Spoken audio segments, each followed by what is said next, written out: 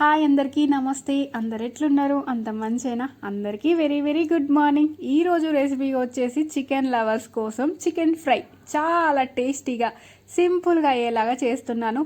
Heavy material ఏమీ వాడట్లేదు, ఇంట్లో దొరికేవి సింపుల్గా చేసేసాను. కానీ టేస్ట్ మాత్రం ఎక్సలెంట్గా ఉంటుంది. ఇదే ప్రాసెస్లోతో చేయండి, చాలా టేస్టీగా కుదిరేద్ది. రెస్టారెంట్ కూడా పనికిరాదు. ఇక చికెన్ ఫ్రై ఎలా చేసుకోవాలో చూద్దామా.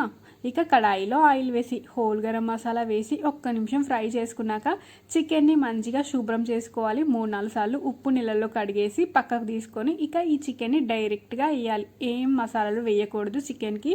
ఇక ఇలానే మంచిగా ఫైన్గా కలుపుకుంటూ చికెన్ మంచిగా ఉడికేంత వరకు మూత పెడుతూ మధ్యలో కలపాలి. ఇక చికెన్లో ఉన్న వాటర్ తోటి చికెన్ ఫైన్గా ఉడికిపోద్ది. చికెన్లో వాటర్ కొంచెం ఉన్నప్పుడు మాత్రమే మనం వేసే స్పైసెస్ యాడ్ చేయాలన్నమాట.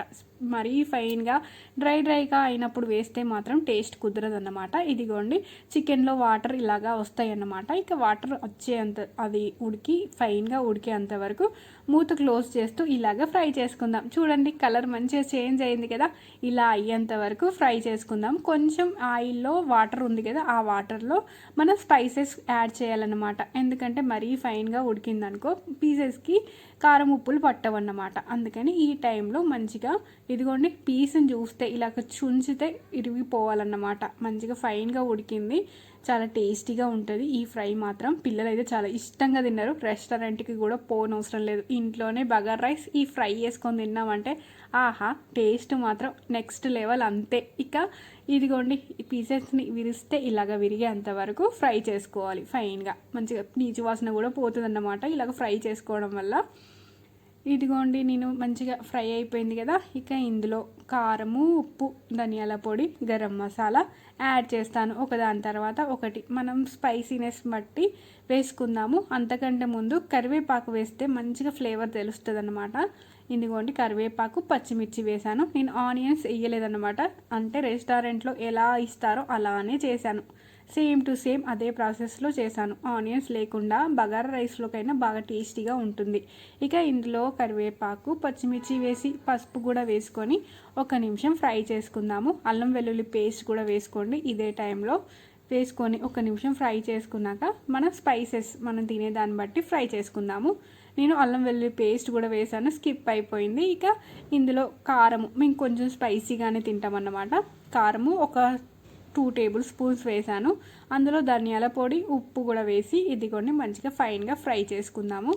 లాస్ట్లో గరం మసాలా యాడ్ చేసుకోండి. నేను ధనియాల పొడి ఇంకా కారం, ఉప్పు వేసేసాను. ఇక ఫైన్గా కలుపుకొని ఇందులో లాస్ట్కి లెమన్ జ్యూస్ వేసుకున్నా బాగుంటుంది. కాకపోతే మా ఇంట్లో అస్సలు ఇష్టంగా తినరనమాట లెమన్ జ్యూస్ వేయడం వల్ల.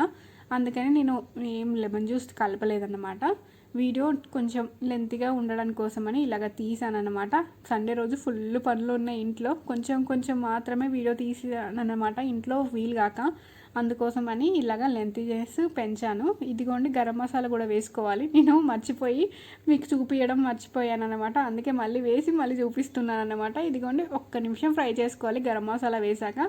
ఇక ఫైన్గా కొత్తిమీర వేసుకుంటే ఆహా వేడి బగార్ రైస్లోకి మన ఎమ్మి చికెన్ ఫ్రై రెడీ అయిపోయినట్టే. చాలా టేస్టీగా కుదిరింది. మీరు కూడా ట్రై చేయండి. కొత్త వాళ్ళైతే ఛానల్ని సబ్స్క్రైబ్ చేసుకోండి.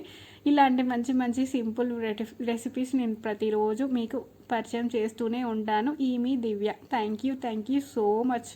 ఇక అలానే షార్ట్ వీడియోస్ కూడా అప్లోడ్ చేస్తున్నాను. ఆ వాటిని కూడా ఆదరించగలరని మనస్ఫూర్తిగా కోరుకుంటున్నాను. మీకు ఇలా ఈ వంట ఎలా అనిపించిందో కూడా కామెంట్ రూపంలో చెప్పండి. ఇక అలానే మీకు ఏ రెసిపీ కావాలో మాత్రం కామెంట్ రూపంలో చెప్పండి, నేను పక్కా చేసి చూపిస్తాను. ఇక థ్యాంక్ యూ ఫుల్గా వాచ్ చేసినందుకు. Thank you so much.